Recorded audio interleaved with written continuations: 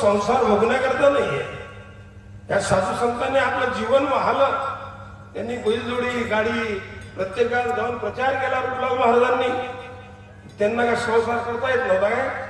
पण नाही, जगाच्या कल्याणाकरता त्यांनी एक म्हणून ओम नमो ज्ञानेश्वरा करुणाकरा दयाळा तुमचा अनुग्रह लादलो झालो सरासरी संतांना नमस्कार करून पुढे कीर्तनाला सुरुवात करायची आहे.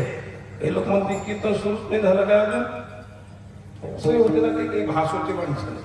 सुरू कीर्तन सुरू झालं, 10:15 कीर्तन रामकृष्ण हरी सुरू झालं.